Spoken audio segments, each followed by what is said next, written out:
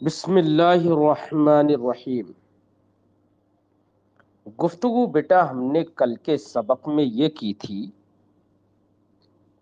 کہ مبتدا اور خبر کی تعریف کی تھی کہ مبتدا وہ اسم ہے جو عامل لفظی سے خالی ہو اور مسند الیہ ہو،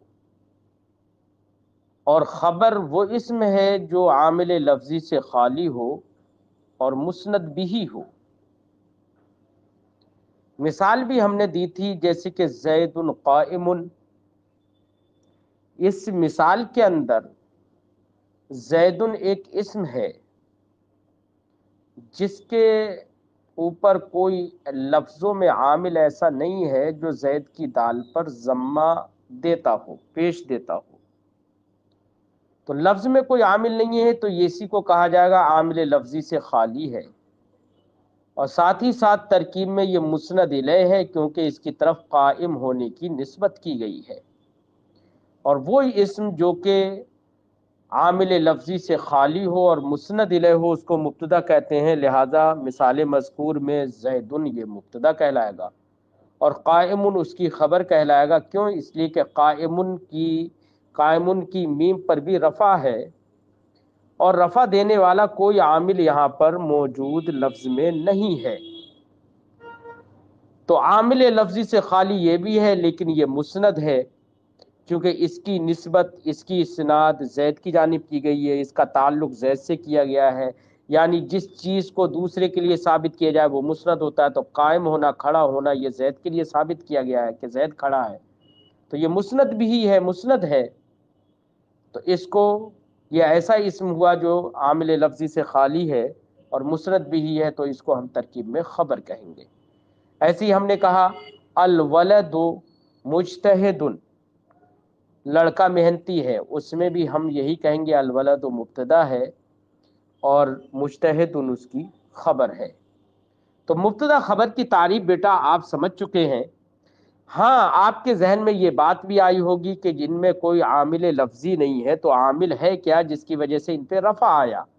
تو میں نے آپ کو بتایا تھا کہ لفظی جب عامل نہیں ہوتا ہے تو وہاں پر معنوی عامل مانا جاتا ہے، لہذا ان دونوں کا عامل معنوی ہے، اور وہ معنوی ہے کیا؟ وہ ابتدا ہے، اور ابتدا کا مطلب بھی میں نے بتایا تھا کہ ابتدا کا مطلب ہے اسم کا عامل لفظی سے خالی ہونا، یہی ابتدا ہے۔ ابتدا کا مطلب یہ نہیں ہے کہ شروعات۔ ذہن میں بات آ گئی؟ یہ گفتگو ہماری کل کی تھی۔ آج فرماتے ہیں صاحب کتاب وَأَصْلُ الْمُبْتَدَإِ أَن يَكُونَ مَعْرِفَةً وَأَصْلُ الْخَبَرِ أَن يَكُونَ نَكِرَةً۔ بیٹا ہم نے مبتدا اور خبر کی مثالیں آپ کو دی۔ صاحب کتاب نے ایک مثال دی تھی زید قائم، تو زید قائم میں اگر آپ لوگوں سے پوچھنا چاہوں تو آپ ضرور یقینی طور پر جواب یہ دیں گے، میں پوچھوں اگر آپ سے کہ زید قائم میں معرفہ کون ہے اور نکرہ کون ہے، تو آپ پہلے معرفہ اور نکرہ کی تعریف آپ کے ذہن میں ہوگی کہ معرفہ اسے کہتے ہیں جو شے معین بتائے، ذات معین پر دلالت کرے، اور نکرہ وہ ہوتا ہے جو ذات معین پر یا شے معین پر دلالت نہیں کرتا۔ تو زید قائم میں یقیناً آپ کا جواب ہوگا کہ زید معرفہ ہے کیونکہ وہ ذات معین کو بتا رہا ہے، اور قائم یہ نکرہ ہے کیونکہ وہ ذات معین کو نہیں بتاتا۔ قائم کھڑا ہونا یہ کسی کے لیے بھی ثابت ہو سکتا ہے۔ تو زید مبتدا ہوا، اور مبتدا کو آپ نے بتایا مثلا یہاں پر کہ یہ معرفہ ہے، اور قائم خبر ہے اور اس کے بارے میں آپ کہیں گے کہ وہ نکرہ ہے۔ تو آپ کی اس بات ہی سے یہ سمجھ میں آ جائے گا کہ مبتدا کے اندر اصل ہے معرفہ ہونا، کیونکہ بیٹا اس پر حکم لگتا ہے۔ مبتدا محکوم علیہ ہوتا ہے، محکوم علیہ جس پر حکم لگایا جائے اس کے لیے ضروری ہے کہ وہ متعین ہو۔ مثال کے طور پر میرے ذہن میں ایک نام ہے، یا ابھی میں آپ سے کہوں کہ कौन खड़ा है? अगर आपसे मैं यही सवाल करूं कौन खड़ा है, तो आपके जवाब आपको या तो तरद्दुद होगा, क्योंकि या तो आपको यह पता होगा कि कौन खड़ा है कौन नहीं खड़ा है, तो जो खड़ा है या उसका आपको इल्म होगा तो वो आपके नजदीक मुतय्यन होगा, तब तो आप उस पर हुक्म लगा देंगे कि ज़ैदुन कायमुन अल वलदु कायमुन, और आपको मालूम ही नहीं है कि कौन खड़ा है, मुतय्यन ही नहीं है आपके पास, तो आप क्या उस पर खड़े होने का हुक्म लगाएंगे जो मुतय्यन नहीं है? नहीं लगा सकते हुक्म आप। इसका मतलब यह है कि मुब्तदा महकूम अलैह होता है, उस पर हुक्म लगता है, और जिस पर हुक्म लगता है, हुक्म लगाने के लिए जरूरी है कि वो पहले से मुतय्यन हो, और जब मुतय्यन होगा तो वो मारिफा होगा। ठीक है, और हुक्म तो किसी चीज का भी लग जाता है, तो जिसका हुक्म लगेगा वो मुस्नद भी कहलाएगा, वो खबर कहलाएगा। खबर में, खबर के अंदर असल ये है कि वो नकरा हो, वो मारिफा नहीं होती है। बात समझ में आ गई होगी। तो अब ऐसी सूरत में मेरी गुफ्तगू से आपकी ये समझ में आ गया कि मुब्तदा के अंदर असल है मारिफा होना, और नकरा के और खबर के अंदर असल है नकरा होना, यानी उसकी असल हालत उसमें औला ये है कि वो मारिफा हो, और नकरा के अंदर औला ये है कि वो खबर के अंदर असल और औला ये है कि वो नकरा हो।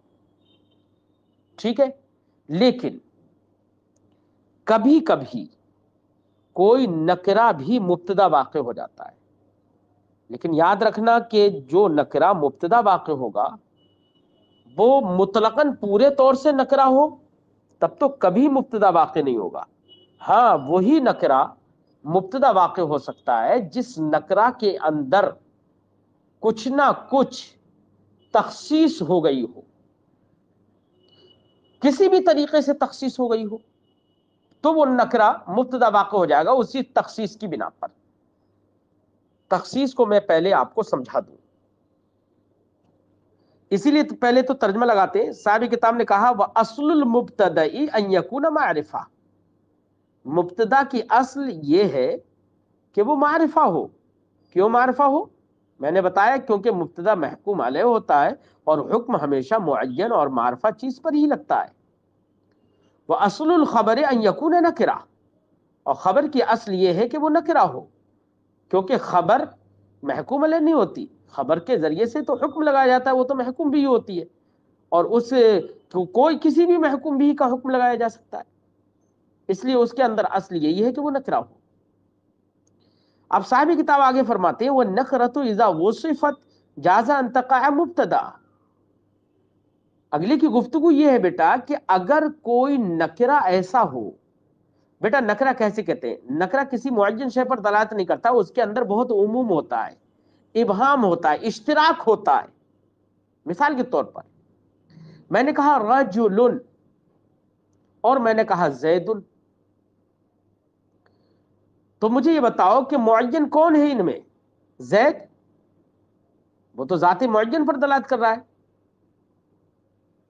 मैंने कहा बिन्तुन, लड़की, और वहीं पर मैंने कहा फातिमा, तो फातिमा भी मुन्नस है, बिन्तुन भी मुन्नस है, लेकिन दोनों फर्क यह है कि फातिमा ज़ाते मुअय्यन पर, जैसे मैंने फातिमा बोला आपका जहन उसकी तरफ जाएगा जो कि मुतय्यन है, जिस पर लफ्ज़ फातिमा दलालत करता है। इसके बरखिलाफ बिन्तुन मैंने कहा लड़की, इमरातुन औरत, तो आपका जहन किसी मुअय्यन किसी खास औरत की तरफ नहीं जाएगा, क्योंकि ये नकरा है। तो नकर, अब वो औरत, इमरातुन औरत मैंने बोला, तो बेटा चाहे वो मेरे गांव की औरत हो, आपके गांव की औरत हो, हिंदुस्तान की हो, पाकिस्तान की हो, अमेरिका की हो, कहीं की भी हो, कहीं किसी भी फीमेल को हम इमरातुन कह देंगे। इतना ज्यादा इश्तराक है कि लफ्ज इमरातुन बोला, पूरी दुनिया की औरतों में से हर एक औरत मुराद हो सकती है, इससे सब पर सादिक आता है। ये कितना इश्तराक हुआ, कितना इसके अंदर उमूम हुआ, हो गया ना। अब किस पर हुक्म लगाएंगे? कोई हुक्म नहीं लगा सकते यहां पर। हाँ, अगर इसी नकरा का इश्तराक कम कर दिया जाए, जो इसके अंदर इश्तराक है ना कि बहुत सारों पर बोला जा सकता है, किसी पर भी बोला जा सकता है, मुतय्यन नहीं है, अगर यही इश्तराक बेटा कम हो जाए तो उस किल्लत इश्तराक की वजह से, इश्तराक के कम हो जाने की वजह से उसको मुब्तदा बनाना जायज हो जाएगा, क्योंकि इश्तराक में तो कमी आई।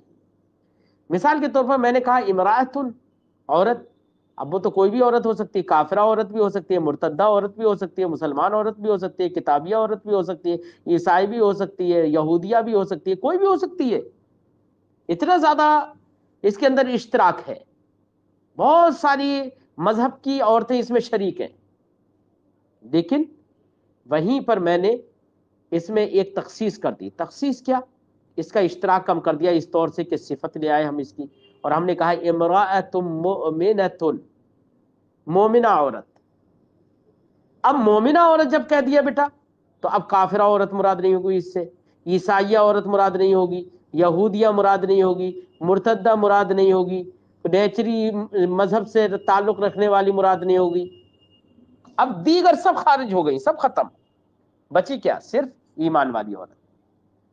اشتراک کم ہو گیا نا، بہت کم ہو گیا اشتراک. اب یہی اشتراک کا کم ہو جانا بیٹا اسی کو کہتے ہیں تخصیص. اگر کسی نکرہ کے اندر تخصیص کر دی جائے تو اشتراک کے کم ہو جانے کی وجہ سے اس کا مبتدا واقع ہو جانا صحیح ہو جاتا ہے. اب ہم اس کو مبتدا بنا سکتے ہیں. لہذا ہم کہہ سکتے ہیں امرأۃ مؤمنۃ، اور مومنہ عورت، امرأۃ مؤمنۃ خیر من مشرکہ، مومنہ عورت بہتر ہے مشرکہ سے. اب یہاں پر امرأۃ مومنہ موصوف صفت سے مل کر یہ مبتدا واقع ہو جائے گی. تو یاد رکھیے کہ نکرہ مبتدا واقع تبھی ہوتا ہے جبکہ نکرہ کے اندر کوئی نہ کوئی تخصیص کر دی جائے. اب وہ تخصیص کے مختلف طریقے ہیں، تخصیص ہو جانا چاہیے. طریقے کیا کیا ہیں؟ ایک طریقہ تو میں نے یہی بتایا کہ نکرہ کی صفت لے آئی جائے تو صفت سے تخصیص ہو جائے گی، اشتراک کم ہو جائے گا. ٹھیک ہے. ایسے ہی ایک تخصیص کا طریقہ یہ ہے کہ دو چیزوں کا ذکر کیا جائے. اب دو چیزیں دونوں نکرہ ذکر کی گئیں، لیکن دونوں میں سے کسی ایک کے ہونے کا علم ہو تو ایسی صورت میں بھی تخصیص مانی جائے گی. مثال کے طور پر میں نے کہا آپ نے اپنے گھر کے اندر یا کسی مکان میں آپ گئے، آپ نے دیکھا کہ اندر کوئی نہ کوئی موجود ہے،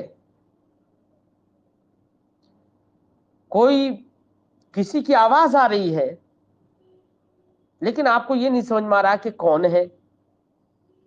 تو آپ نے سوال کیا. اب آپ یہاں پر سوال کر سکتے ہیں الرجل فی الدار ام امرأۃ، گھر کے اندر مرد ہے یا عورت ہے، یہ آپ نے سوال کیا. اب اس سوال کرنے سے کیا سمجھ میں آیا؟ آپ کیا سمجھیں گے؟ میں نے اگر آپ سے سوال کیا الرجل فی الدار ام امرأۃ، یہ سوال کب کرتے ہیں آپ؟ تبھی کرتے ہیں آپ سوال جبکہ آپ کو کسی نہ کسی کے ہونے کا علم ہوتا ہے، لیکن آپ کے نزدیک تعین نہیں ہوتی ہے.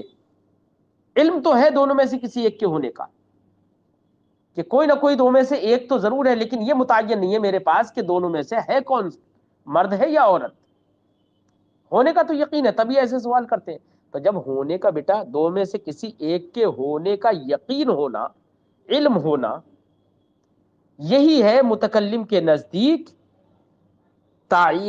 تخصیص ہونا، اشتراک کم ہو گیا. اس کے برخلاف ہم نے کہا کہ الرجل فی الدار، کیا گھر میں مرد ہے؟ رجل، تو یہاں پر یہ ہے کہ گھر میں کسی بھی مرد، یا ہم نے رجل فی الدار کہا یا امرأۃ فی الدار کہا، تو ایسی صورت میں ہمیں یقین نہیں ہے کہ گھر میں کون ہے. آیا کہ انسان کی جنس سے ہے، یا گدھے کی جنس سے ہے، یا گھوڑے کی جنس سے ہے، کون ہے ہمیں نہیں پتا. اور اس کے برخلاف جب ہم نے کہا رجل فی الدار ام امرأۃ، امرأۃ کے مقابلے میں جب رجل کو ہم نے ذکر کیا تو وہاں پر یقین ہے کہ دو میں سے ایک تو ضرور ہے، ہم تو تعین چاہ رہے ہیں. تو کسی ایک کے ہونے کا یقین ہونا یہی ہے تخصیص، ہونا اور اشتراک میں قلت ہو جانا، اشتراک کم ہو جانا، اور اشتراک کم ہو جائے یہی تخصیص، اور تخصیص نکرہ کے اندر واقع ہو جائے تو وہ اس نکرہ کا مبتدا بنانا صحیح ہو جائے گا، لہذا رجل فی الدار یا امرأۃ میں رجل جو ہے یہ مبتدا واقع ہو جائے گا، ٹھیک ہے۔ تو تخصیص کے بہت سارے طریقے ہیں، صفت لانا یا دو امروں کو اس طریقے سے پیش کرنا کہ ان میں سے کسی ایک کی تعین مقصود ہو۔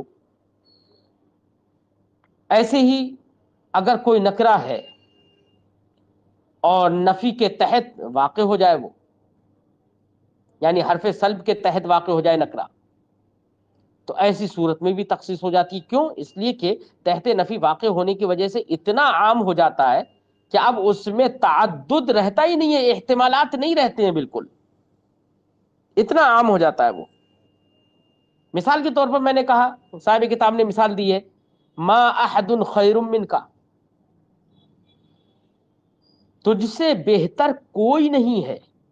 تو دیکھو احد یہ نکرہ ہے، ما نافیہ کے تحت واقع ہوا، نفی کے تحت واقع ہوا نا، نفی کے بعد واقع ہو گیا۔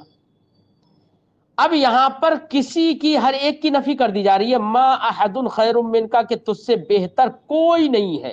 جب کوئی نہیں ہے تو بچا کون بہتر؟ تو اکیلا ہی بچا نا۔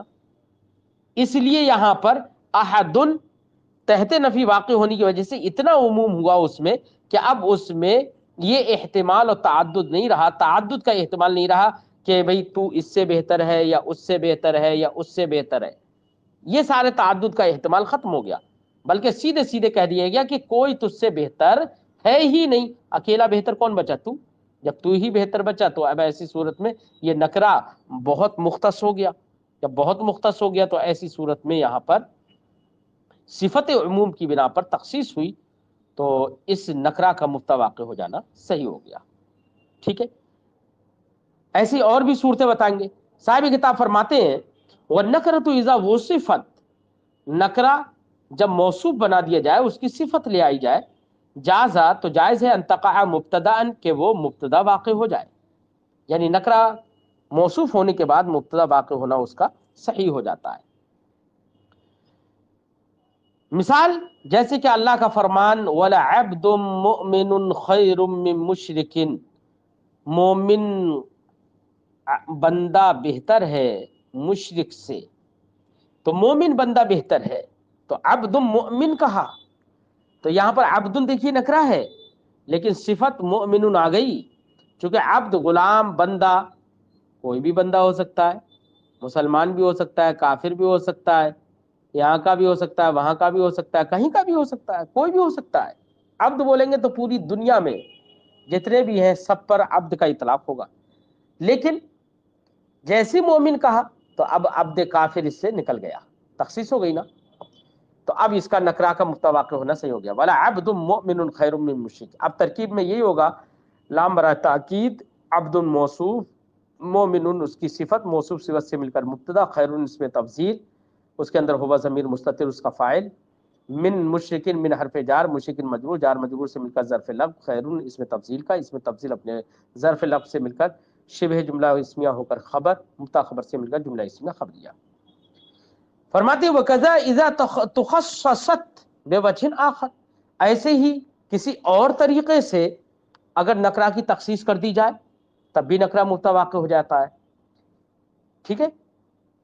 جیسے رجل فی الدار ام امرأۃ، یہاں پر کسی ایک کے ہونے کا علم تو ہے کہ کیا مرد گھر میں ہے یا عورت، جب ہم یہ سوال کریں گے تو اس کا مطلب یہ دونوں میں سے کسی ایک کے ہونے کا یقین تو ہے، لیکن یہ معلوم نہیں ہے کہ دونوں میں سے ہے کون سا، کسی ایک کا وجود تو معلوم ہے، تو یہی ہے تخصیص، لہذا رجل کا یہاں پر متواقع ہونا صحیح ہو گیا۔ وما احد خیر من کا، ایسی ہی اس کی مثال دے رہے ہیں کہ میں نے بتایا تھا کہ نکرہ اگر تحت نفی واقع ہو جائے تو اس عموم کی وجہ سے، صفت عموم کی وجہ سے تخصیص ہو جاتی ہے، اشتراک ختم ہو جاتا ہے یا کم ہو جاتا ہے، لہذا ایسے نکرہ کو متواقع کرنا صحیح ہو جائے گا۔ جیسے ما احد خیر من کا، تجھ سے بہتر کوئی ہے ہی نہیں، ٹھیک ہے، اتنا عموم ہو گیا کہ اب کوئی نہیں ہے تو صرف تو ہی بہتر بچا، ہے نا، اشتراک کم ہوا، اور ویسے ہی اگر ہم کہیں بغیر ماں کے، ہم کہیں احد خیر من کا، کوئی تجھ سے بہتر ہے، اب وہ کون سا کوئی ہے، اس میں بڑا ابہام ہے، یہ تجھ سے بہتر ہے یا اس سے یہ بہتر ہے یا اس سے یہ بہتر ہے یا یہ بہتر ہے، بہت ابہام ہے۔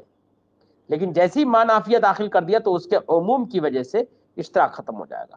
وما احد خیر من کا، تجھ سے بہتر کوئی ہے ہی نہیں، یہ معنی ہو جائے گا۔ اب اکیلا بہتر تو ہی بچا، کوئی تیرے مقابلے میں ہی نہیں ہے، ٹھیک ہے نا، تو تخصیص ہو گئی۔ ایسے ہی ایک اور طریقہ بتا رہے ہیں، جیسے کہ شر احر ذا ناب، شر احر ذا ناب، شر کا معنی برائی، احر یحر احرار اس کا معنی ہوتا ہے کتے کو بھونکا دینا۔ ذا نابن، ذا کا معنی والا اور ناب کا معنی لمبے دانت والا، تو ذا نابن لمبے دانت والا، لمبے دانت والے سے مراد کتا۔ تو اب معنی ہوگا شر احر ذا نابن،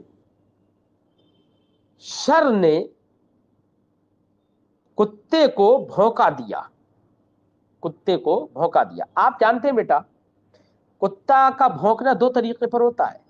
کبھی کبھی کوئی کتے کا آشنا جانا پہچانا آدمی آتا ہے، تب وہ محبت میں بھی بھونکتا ہے، اور کبھی غیر آدمی جب آتا ہے تو زیادہ تر یہی ہوتا ہے کہ غیر آدمی آتا ہے جس سے اس کو خطرہ محسوس ہوتا ہے، تو ایسے آدمی پر کتا بھونکتا ہے،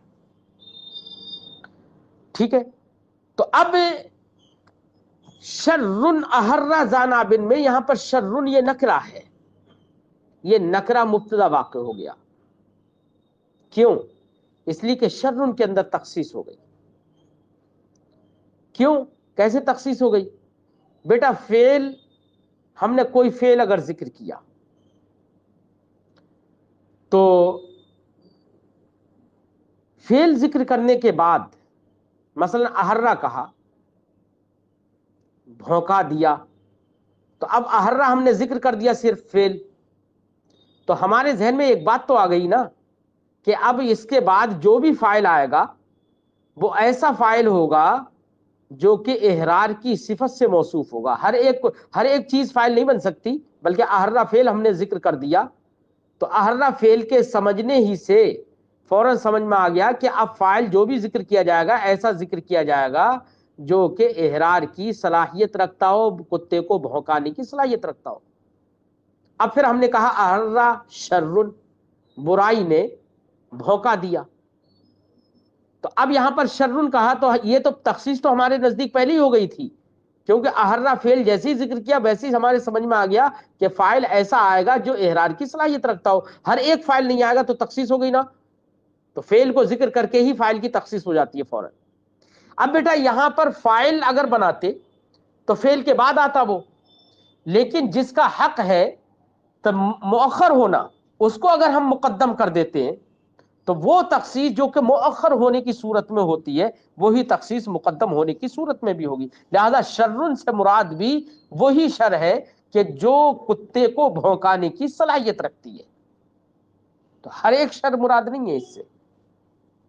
لہذا جیسے فاعل کے اندر تخصیص ہوئی اور اسی کو ہم نے مقدم کر کے مبتدا بنا دیا، تو جو فاعل کے اندر تخصیص ہو رہی تھی شرن کو فاعل بنانے کی صورت میں تخصیص ہو رہی تھی، ویسے ہی اس کو مبتدا بنانے کی صورت میں بھی تخصیص رہے گی۔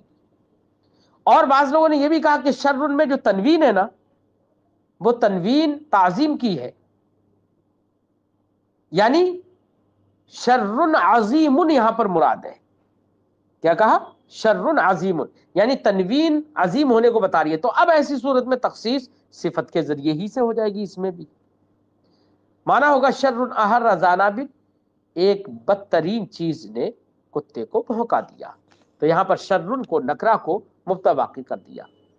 ایسی ایک مثال اور دے رہے ہیں، وفی الدار رجل، گھر میں مرد ہے، تو رجل دیکھو نکرہ ہے یہ، لیکن نکرہ کو یہاں پر مبتدا بنانا صحیح ہو گیا، کیوں؟ اس لیے کہ یہاں پر رجل میں تخصیص ہو گئی ہے۔ وہ اس طرح سے کہ جیسے بیٹا ہم نے کہا فی الدار، خبر کہا نا، خبر کو ہم نے مقدم کر دیا، فی الدار کا حق تو یہ تھا کہ وہ خبر ہے تو خبر کا حق یہ تھا کہ اسے مؤخر کرتے، لیکن اس کو ہم نے مقدم کر دیا، اور مقدم کر کے ہم نے کہا فی الدار، گھر میں۔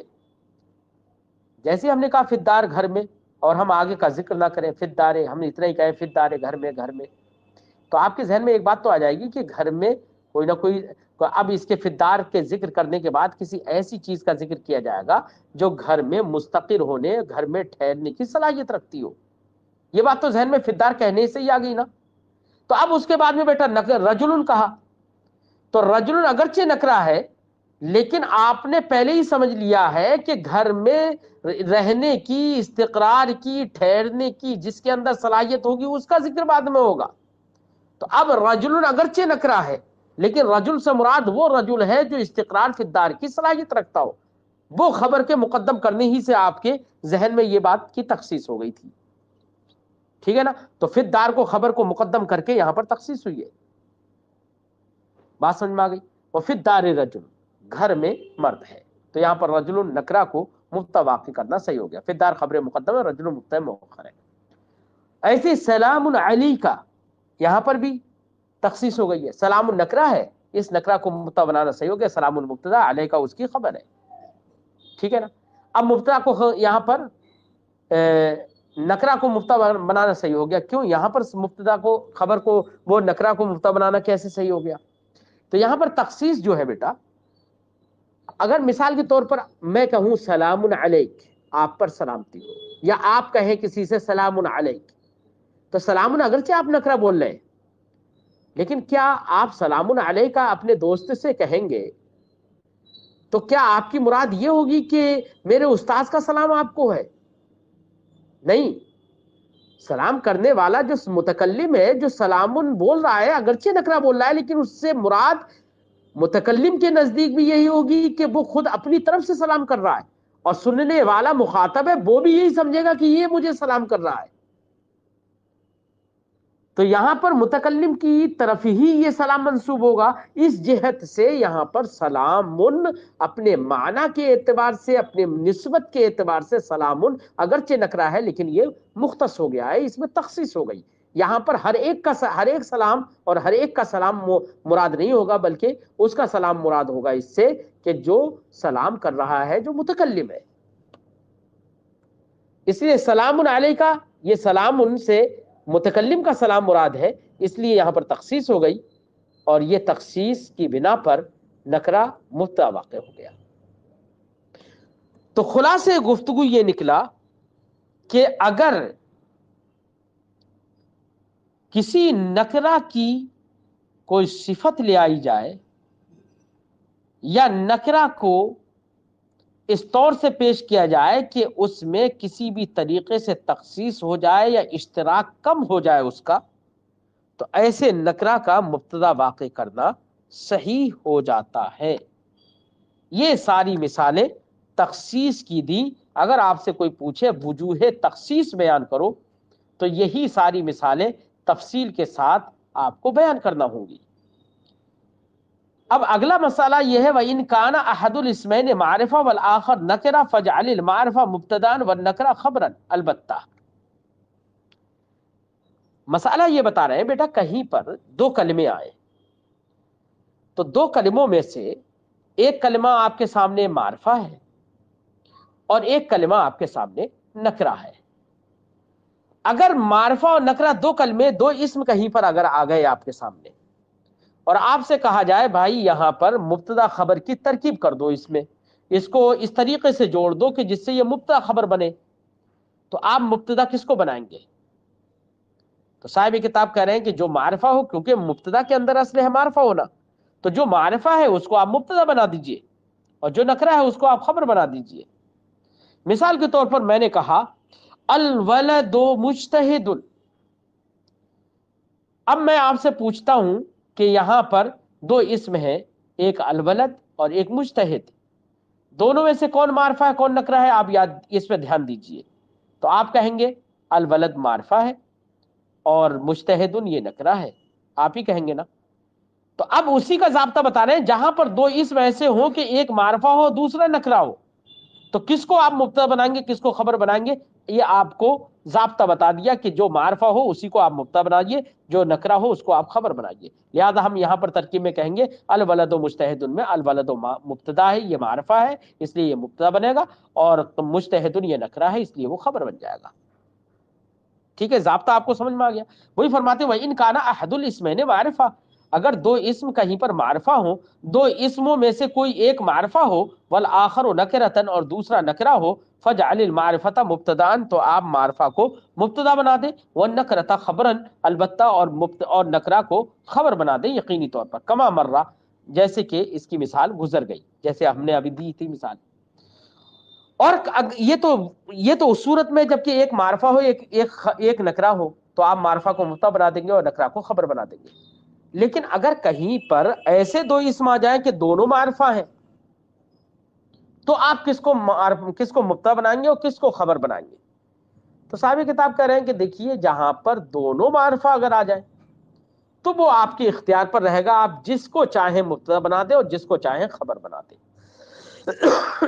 کیونکہ دونوں معرفہ ہیں تو دونوں میں سے ہر ایک مبتدا بننے کی صلاحیت رکھتا ہے۔ مثال کے طور پر میں نے کہا ابونا آدم، ہمارے باپ آدم ہے، تو ابونا، یہ اب نا ضمیر متکلم کی جانب مضاف ہونے کی وجہ سے یہ بھی معرفہ ہو گیا، کیونکہ اضافت تعریف کا فائدہ کرتی ہے، اور آدم وہ تو نام ہے ہی، وہ اس لیے معرفہ ہے، دونوں معرفہ ہیں، ابونا بھی معرفہ اور آدم بھی معرفہ۔ اب اس میں سے کس کو آپ مبتدا بنائیں گے؟ تو صاحب کتاب کہہ رہے ہیں کہ آپ کی مرضی ہے، جس کو چاہے مبتدا بنا دے، چاہے تو آپ کہہ دیں ابونا آدم، ہمارے باپ آدم ہے، تو ابونا کو چاہے مبتدا بنا دیں اور آدم کو خبر بنا دیں، اور چاہے تو یہ بھی کر سکتے ہیں کہ ابونا کو خبر مقدم اور آدم کو مبتدا مؤخر، ایسا بھی کر سکتے ہیں، ٹھیک ہے، جس کو چاہے مبتدا بنائیں، جس کو چاہے خبر بنائیں۔ وہی فرماتے وہ ان کا نا معرفتین، اگر دونوں اسم معرفہ ہوں، فجعل ایہما شئتا مبتدان، تو ان دونوں میں سے جس کو آپ چاہیں بنا دیں مبتدان مبتدا، جس کو چاہیں آپ مبتدا بنا دیں، والآخر خبرا، اور دوسرے کو خبر بنا دیں۔ مثال جیسے اللہ الہنا، اللہ ہمارا معبود ہے، اللہ جل جلالہ ہمارا معبود ہے، تو اللہ یہ اسم ہے، علم ہے، نام ہے معبود کا، اس لیے یہ تو معرفہ ہے ہی، اور الہ یہ مضاف ہے نا ضمیر متکلم کی جانب، تو اضافت کی وجہ سے یہ بھی معرفہ ہو گیا، کیونکہ اضافت تعریف کا فائدہ کرتی ہے۔ تو اب یہاں پر دونوں معرفہ ہو گئے، تو آپ جس کو چاہے مبتدا بنائے، جس کو چاہے خبر بنائے، آپ کی مرضی۔ ایسے ہی ہم کہیں محمد النبینا، محمد ہمارے نبی ہیں صلی اللہ علیہ وسلم، تو محمد یہ نام ہے، علم ہے، اس لیے یہ معرفہ، اور نبینا، نبی یہ نا ضمیر متکلم کی جانب اضافت کی وجہ سے یہاں پر تعریف ہو گئی، یہ معرفہ ہو گیا۔ تو اب دونوں میں سے جس کو چاہو مبتدا بنا دو، جس کو چاہو خبر بنا دو۔ آدم و ابونا، اور آدم ہمارے باپ ہیں، یہ اس مثال میں بھی آدم یہ بھی معرفہ ہے اور ابونا یہ بھی معرفہ ہے، تو مبتدا اور خبر ان میں سے جس کو چاہے آپ مبتدا بنا دیں، جس کو چاہے خبر بنا دیں۔ اگر دونوں اس معرفہ ہوں تو آپ کو اختیار ہے، جس کو چاہے مبتدا بنائے، جس کو چاہے خبر بنائے۔ بات سمجھ میں آ گئی آپ کے؟ چلیے ہدایت النو کو ہم یہیں پر ابھی چھوڑتے ہیں اور